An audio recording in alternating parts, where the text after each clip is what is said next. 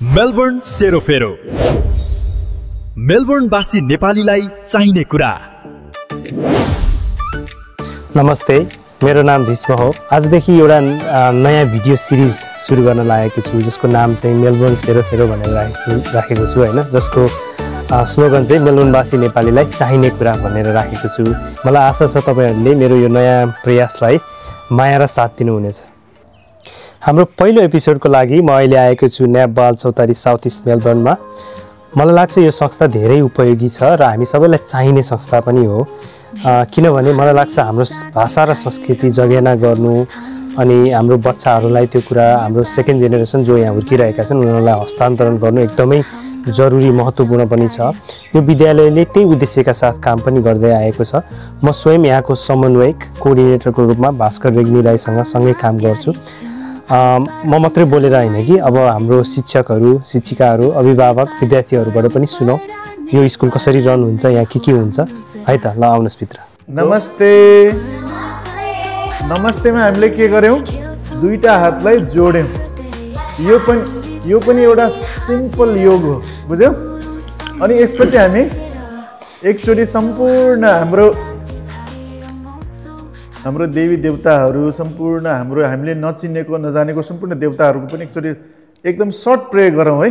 ओम ब्रह्मानन्दम परमसुखदम केवलम ज्ञानमूर्तिम धनन्दातीतम गगनसदृशम तत्तमच्छादलक्षम एकम नित्यम विमलम चलम सर्वदी साक्षीभूतम भावातीतम त्रिगुणरहितम सद्गुरुम तम नमामि। अब हाम्रो योगा चाहिँ एउटा आध्यात्मिक प्रोसेस पनि भयो है।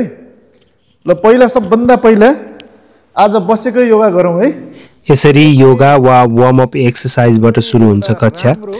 उहाँ चाहिँ डाक्टर निरपर रावलजी हुनुहुन्छ, विद्यार्थी र अभिभावकहरूलाई योगा सिकाउँदै। एउटा इन्टेन्स एनर्जीको यसले अवेकनिङ गर्छ। कस्तो गर्ने हुन्छ? सास फाल्ने जति सकिन्छ। ओके, नमस्ते। के छ हालखबर? त्यसपछि यसरी शिक्षक शिक्षिकाहरूले सुरुवाती एसेम्ब्ली गर्नुहुन्छ जहाँ विद्यार्थीहरूले नेपालको त्यो दिनको मिति सिक्छन् अनि गत हप्ताको अनुभव, कुनै चाडपर्व थियो भने त्यो मनाउँदाको अनुभव के थियो भनेर सेयर गर्छन् नेपालीमा।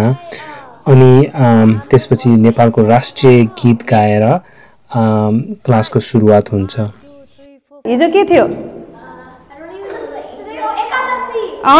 एकादशी थियो। हामी हिजो शिव विष्णु टेम्पलमा गएको अनि प्रणेल र प्रयास भेटेको। 2082 साल कार्तिक 16 गते। थ्याङ्क यू सबैलाई। अखण्ड प्यारो हाम्रो मातृभूमि नेपाल। यसपछि जुनियरले dance plus cultural activities class लिन्छन् भने सिनियर ग्रुपले चाहिँ भाषा कक्षामा बस्छन्।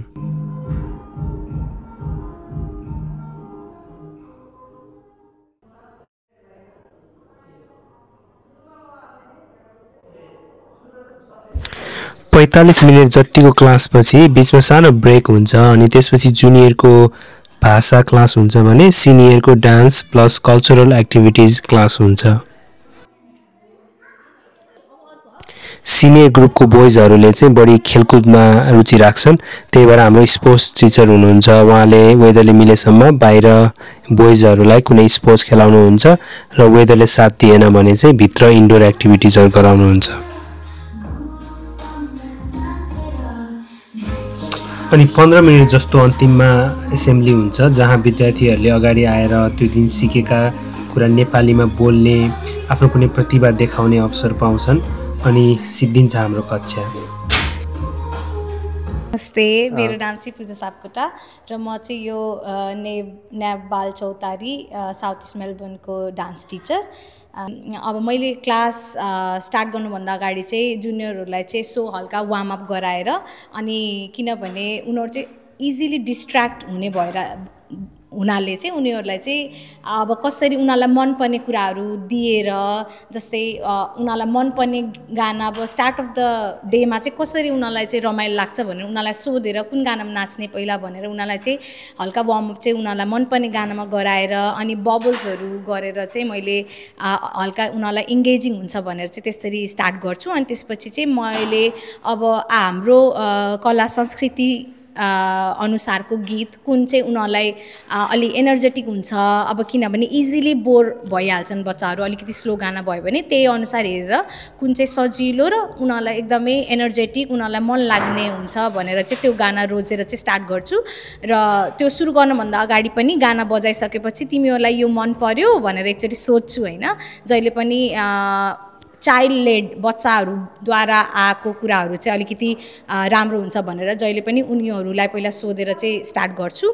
अनि सबै गार्जेनहरूलाई पनि अब उहाँहरूले आएर हेर्नुहुन्छ अब बच्चाहरूले कस्तो गरिरहेछ भनेर। अब त्यही हो उनीहरूलाई डिसिप्लिनदेखि कन्सन्ट्रेसन अब कसरी गराउने मैले चाहिँ त्यही स्टिकर्सहरू दिएर कि त पर्फर्मेन्स पछि चाहिँ तिमीहरूले राम्रो नाच्यो भने तिमीहरूलाई चाहिँ यो जस्तो आर्ट एन्ड क्राफ्टको सामानहरू छ है जसले सबैभन्दा राम्रो गर्छ उसले चाहिँ यो पाउँछ भनेर एउटा प्राइज सिस्टम राखेर चाहिँ मैले चाहिँ त्यसरी क्लासहरू रन गर्छु। अनि त्यस्तो हुनाले चाहिँ उनीहरूले चाहिँ एउटा मैले राम्रो गरेँ भने मैले चाहिँ यो पाउँछु भन्ने एउटा त्यो भावनाले पनि उनीहरूले चाहिँ एकदमै डिसिप्लिन भएर त्यो डान्स गर्छ। अनि डान्स सहित मैले चाहिँ नेपाली कल्चर अब हाम्रो चाहिँ के चाडबाडहरू गइरहेको छ आउनेवाला छ त्यो चाडबाडहरूको पनि हल्का कि त डान्सभन्दा अगाडि डिस्कसन हुन्छ कि त सकिसकेपछि क्लास सकिसकेपछि हल्का भिडियो थ्रु कि त मैले आफूले एक्सप्लेन गरेर बच्चाहरूको लेभल अनुसार नै त्यसरी एक्सप्लेन गरेर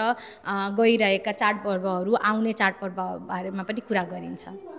र हाम्रो चाहिँ यो हरेक हाम्रो जुन चाडपर्व आउँछ हाम्रो नेप बाल चौतारीबाट चाहिँ हाम्रो डिफ्रेन्ट प्लेटफर्ममा हामी चाहिँ पर्फर्म गर्न गइरहेका हुन्छौँ। त्यसको लागि हामीले नेपालबाट डिफ्रेन्ट कल्चरल ड्रेसहरू पनि लिएर आएको छौँ। हाम्रो डिफ्रेन्ट जातिहरू देखाउनको लागि हाम्रो कल्चर हाम्रो ट्रेडिसन देखाउनको लागि हामीले त्यो ड्रेसहरू पनि लिएर आएको छौँ।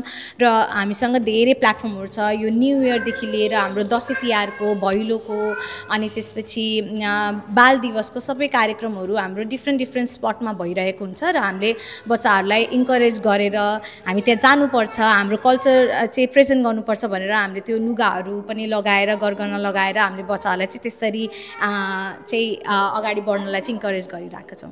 हजुर थ्याङ्क यू। नमस्कार, मेरो नाम चाहिँ श्रद्धा हो। म चाहिँ यो स्कुलमा नेपाली शिक्षिका। भन्नुपर्दा हाम्रो स्कुलमा चाहिँ सिनियर र जुनियरको छ लेभल। सिनियरकोमा चाहिँ 6 वर्षदेखि 15 वर्षको बच्चासम्मको छ। त्यो डिभिजनमा नि हामीले बच्चालाई चाहिँ कसरी लिसनिङ राइटिङ स्पिकिङ रिडिङमा चाहिँ फोकस हुन्छ त्यसमा। अनि लेभल अनुसारको हाम्रो अरू टिचरहरू नि हुन्छ सहायक टिचरहरूले नि क्लासमा हेल्प गर्नुहुन्छ। अनि साना नानी बाबुहरू चाहिँ 6 वर्षभन्दा मुनिका छन्। उनीहरूलाई चाहिँ हामीले चाहिँ कसरी फोकस गर्छौँ भने साना नानी बाबुहरू कलम भर्खरै समाउन जानेकालाई चाहिँ एटलिस्ट उनीहरूले कलम समाउन सिकोस् भनेर उनीहरूलाई फ्री हुन्छ भन्नाले डोरिङ गर्छन् जे गर्छन् उनीहरूलाई इच्छा अनुसारको हुन्छ। अर्को लेभललाई चाहिँ हामीले हाम्रो बुकहरू नि छ बुकहरूमा उनीहरूले ट्रेसिङ गर्ने हो कि के गर्ने हो। अनि त्योभन्दा माथिकोलाई चाहिँ अनि कदेखि अब कतिसम्म आउँछ उनीहरूको लेभल अनुसारको छ। अनि हामीले चाहिँ आफ्नो उसमा चाहिँ करिकुलममा चाहिँ पिक्चराइज पनि हुन्छ। अनि ग्रुपमा चाहिँ सोधिन्छ कि क्वेसनहरू उनीहरूलाई फोकस हुन्छ लेटर सपोज आजको लेटर ल भयो भने लबाट आउने के आउँछ उनीहरूलाई कथाबाट हुन्छ कि उनीहरूलाई आउने गीतबाट हुन्छ कि पिक्चरबाट हुन्छ कि हामीले चाहिँ त्यसरी नै क्लासहरू हुन्छ हाम्रो। नमस्ते, मेरो नाम सोभिता देवकोटा। म चाहिँ यहाँ नेपाली स्कुलमा चाहिँ एज अ टिचर काम गरिरहेको छु। अनि आज हाम्रो अर्को टिचरले भन्नुभइसकेको छ लगभग सबै कुराहरू हाम्रो स्कुल कसरी रन हुन्छ भनेर। त्यसमा चाहिँ हाम्रो मेन उद्देश्य भनेको चाहिँ बच्चाहरू हाम्रो अब यहाँ विदेशमा धेरै जसो इङ्ग्लिसै बोल्ने भए भएर उनीहरूलाई चाहिँ हाम्रो मेन उद्देश्य भनेको चाहिँ नेपाली सिकाउने हो। साथसाथै बच्चा नेपाली कम्युनिटी पनि एज अ प्यारेन्ट्सहरू सबैजनालाई हामी यहाँ कम्युनिटी स्ट्रङ होस् भनेर हामीले स्टार्ट गरेको हो। साथसाथै बच्चाहरू पनि नेपाली स्कुल जाने भन्दा रमाएर आउने गर्न थालेका छन् आजभोलि चाहिँ। अनि हामीले चाहिँ 2टा क्लास हुन्छ हाम्रो, एउटा नेपाली भाषा क्लास र अर्को डान्स क्लास। अनि साथै जुनियर र सिनियर क्लास हुन्छ। जुनियरको भाषा क्लास हुँदा सिनियर डान्स क्लास गर्छन् र सिनियरको भाषा क्लास हुँदा जुनियर डान्स क्लास गर्छन्। नमस्कार, मेरो नाम आलोक पौडेल, नासेमको अध्यक्ष र बालचौतारी साउथ इस्ट, न्याप बालचौतारी साउथ इस्टको प्यारेन्ट प्लस चेयरपर्सन। हजुर, तिनटैको अब एकदम के भन्छ त्यसलाई कम्प्याक्टेड सम्मिश्रण दिनुपर्दा चाहिँ अब हाम्रो प्रमुख उद्देश्य nap Balchautari south इस्टको nationally run गरेको स्कुलको प्रमुख उद्देश्य भनेको चाहिँ हाम्रो संस्कृति र हाम्रो परम्परासँग हाम्रो भावी हाम्रो फ्युचर जेनेरेसनलाई जोडेर राखिरहने हो। अब त्यसमा के गर्न सकिन्छ, कसरी नाचगानको मार्फत हुन्छ कि अब हाम्रो सांस्कृतिक परेडको मार्फत हुन्छ कि के आधारमा जोडेर राखिरहन सकिन्छ हाम्रो बुवा आमालाई र हाम्रो बालबच्चालाई हामीले कसरी जोडेर राखिरहने भन्ने त्यही नै हो हाम्रो प्रमुख उद्देश्य। अब त्यो उद्देश्य अनुसार हरेक हप्ता हामीले कक्षाहरू सञ्चालन गरिरहेछौँ र हरेक हप्ता नसके पनि हरेक महिना एउटा न एउटा एक्स्ट्रा केही कार्यक्रम गरौँ। अब अस्ति भर्खर हामीले देउसी भैलीको कार्यक्रम गऱ्यौँ, त्योभन्दा अगाडि दसैँको कार्यक्रम गऱ्यौँ, अब शिवरात्रिको पनि केही गर्न सक्छौँ, फागु पूर्णिमाको। त्यसले गर्दाखेरि हाम्रो संस्कृतिहरू हाम्रो परम्पराहरू हाम्रो बच्चाहरूलाई दिइरहन सकौँ, उनीहरूलाई पनि सम्झाइरहन सकौँ, हामी गएपछि पनि उनीहरूले फेरि उनीहरूको भावी पुस्तालाई दिन सकुन् भन्ने हाम्रो उद्देश्य हो। र वर्षको एउटा चाहिँ हामीले अब नयाँ सुरुवातमा चाहिँ वर्षको एउटा हामीले चाहिँ अब सकिएपछि एउटा ग्रेजुएसन जस्तो पनि कार्यक्रम राख्ने जमर्को गरेका छौँ भविष्यमा। अब हेर्दै जाउँ, अहिलेसम्मको चाहिँ एकदम रेस्पोन्स राम्रो छ। न्यासेम बालचौतारी मेरो छोराहरू आउनु थालेको चाहिँ मलाई दाँसो लाग्छ सुरुवाती दिनदेखि नै हो। अब उनीहरूको मेरो एक्सपेक्टेसन भन्दाखेरि पनि उनीहरूले अब हाम्रो भाषा संस्कृति जोगाइराखौँ, आफ्नो छोराहरूलाई पनि अब हाम्रो दसैँ तिहार चाडपर्वहरू जे चाड आउँछ त्यो कुराहरू सिकुन्, जानुन्, अब कसरी त्यसलाई सेलिब्रेट गर्ने भन्ने कुरा सिकुन् भन्ने हो। त्यो प्लस अब यो नेपाली कम्युनिटीमा बच्चाहरूसँग बिहान आउँछन्, उनीहरू नेपालीमा कुरा गर्छन्, टिचरहरूलाई भेट्छन्, अनि उनीहरूले आफ्नो नाम मात्र लेख्न जानेर दुई चार शब्द बोल्दाखेरि पनि नेपालीमै हजुरबा हजुरआमासँग बोल्दाखेरि नेपालीमै कन्भर्सेसन गर्न सकुन् भन्ने चाहिँ चाह। हस्, नमस्ते दाइ। नमस्कार हजुर।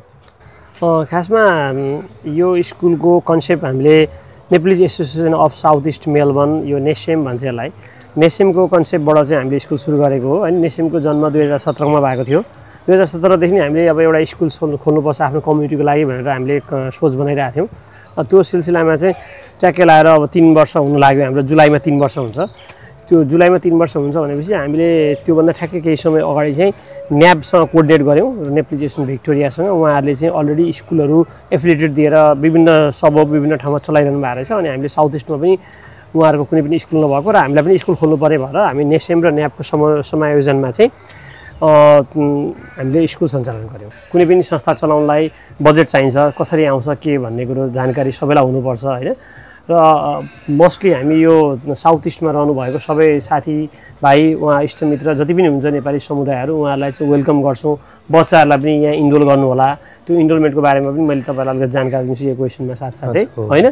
के भने हामीले चाहिँ यो भिक्टोरिया कम्युनिटीबाट चाहिँ एक्रिडेसन पाएकोले उहाँहरूले थोरै एमाउन्ट चाहिँ उहाँहरूले दिनुहुन्छ। उहाँहरूले दिएकोलाई चाहिँ लगभग हामीलाई अराउन्ड 30% जति कभर हुन्छ होला हाम्रो खर्चमा। र अब त्यसपछि साथसाथै जो हाम्रो प्यारेन्ट्सहरू आउँछ उहाँहरूसँग चाहिँ हामीले टर्मको $50 लिने गर्छौँ। टर्मको $50 भनेर एकदमै सानो एमाउन्ट हो होइन। वर्षको $200 उहाँहरूले हामीलाई दिनुहुन्छ स्कुल चलाउनको लागि आफ्नो एकजना बच्चा बराबर। र $50 चाहिँ एकचोटिको लागि हामी रजिस्ट्रेसन फी लिन्छौँ। कोही साथीभाइहरू कसैलाई पनि आफ्नो बच्चाहरू इनरोल गर्नु मन छ भने 3 वर्ष प्लसको बच्चाहरू दुईवटा डिफ्रेन्ट क्लास भएकोले चाहिँ 3 वर्ष प्लसको कोही पनि बच्चाहरू चाहिँ इनरोल गर्नुहुन्छ भने हाम्रोमा मोस्ट वेलकम छ। म आफै भास्कर रेग्मी नभए भीष्म भाइ जो अहिले इन्टरभ्यू लिँदैछ भीष्म पाठक हामी कोअर्डिनेटर छौँ। हामीलाई डाइरेक्ट कन्ट्याक्ट गरे पनि भयो, नभए नेसेमको पेजमा गएर फेसबुक पेजमा गएर त्यहाँ इनरोलमेन्टको प्रोसिड्युर छ त्यहाँबाट कन्ट्याक्ट गरे पनि भयो होइन। हाम्रो कुनै पनि नेसेमको टिमलाई सोद्धा पनि भयो होइन। मोस्ट वेलकम स्कुलमा सधैँ सबैको लागि खुल्ला छ। हजुर हस् थ्याङ्क यू दाइ